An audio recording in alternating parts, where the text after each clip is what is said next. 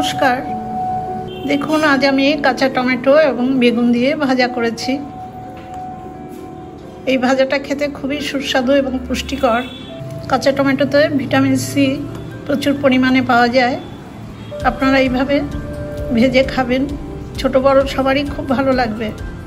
এটা করবার জন্য দেখুন আমি 400 গ্রাম কাঁচা টমেটো এরকম লম্বা দিকে ছোট ছোট পিস করে নিয়েছি। আর 400 গ্রাম ওজনে একটা বড় সাইজের বেগুন, সবুজ বেগুন, এই বেগুনটাও আমি লম্বা দিকে পাতলা করে একটু ছোট ছোট পিস করে নিয়েছি।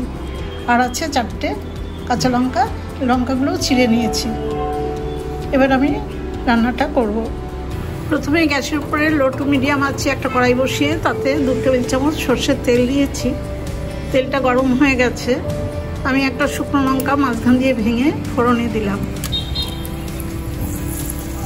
শুকনো লঙ্কাটা হালকা ভাজার পর আমি 1 চামচ কালো সর্ষে এই তেলের মধ্যে দিয়ে দেবো।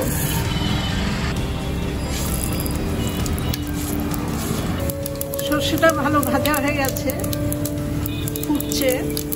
এবার আমি কেটে ধুয়ে জল ঝরিয়ে রাখা কাঁচা টমেটো, বেগুন আর কাঁচা লঙ্কা একসাথে দিয়ে দেবো।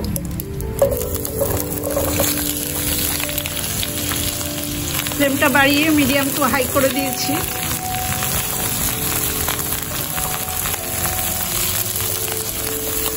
তেলের মধ্যে বেগুন আর কাঁচা টমেটোটা ভালো করে মিশিয়ে নিলাম।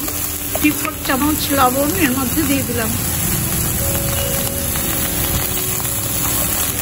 কাঁচা টমেটোগুলো খুব টক হয়, সেই জন্য আমি লবণটা একটু বেশি দিয়েছি। লবণটা সব কিছুর সাথে ভালো করে মিশিয়ে দিলাম।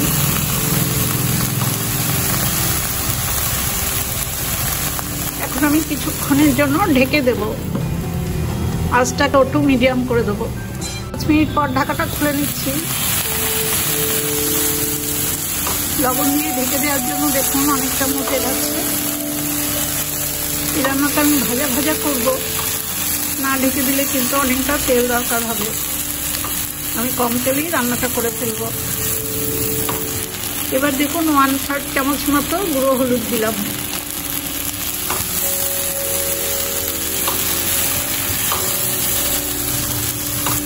হলুদটা মিশিয়ে দিয়ে আমি আস্তে আস্তে করে এখন এই টমেটো আর বেগুন ভাজা ভাজা করে নেব। মিডিয়াম আছে প্রায় 7-8 মিনিট সময় নিয়ে আমি এই কাঁচা টমেটো আর বেগুন ভালো করে ভেজে নিলাম। সবজিতে কালো কালো দাগ আসলেই বোঝা যায় ভাজা হয়েছে এবং সেদ্ধ তো হয়েছে। রান্নাটার মধ্যে আমি 3/4 চামচ চিনি দিলাম।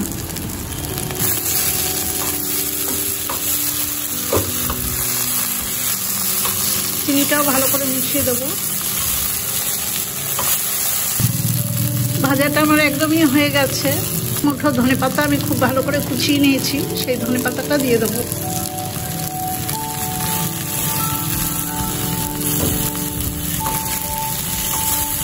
ধনেপাতাটাও খুব ভালো করে মিশিয়ে দেবো।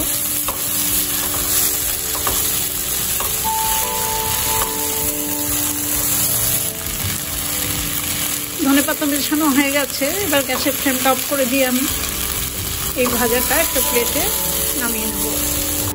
ভাজাটা একটা প্লেটে আমি নামিয়ে নিচ্ছি। এরকম ভাজা দিয়ে গরম ভাত, রুটি, পরোটা সব কিছুর সাথেই খাওয়া যায়। আপনারা এইভাবে টমেটো এবং বেগুন ভাজবেন, ভেজে খেয়ে দেখবেন কেমন লাগে। আমার এই টমেটো বেগুন ভাজার রেসিপিটা দেখে আপনাদের যদি ভালো লাগে তাহলে একটা ছোট্ট লাইক আর শেয়ার করে দেবেন। সবাই খুব ভালো থাকবেন, সুস্থ থাকবেন। ধন্যবাদ।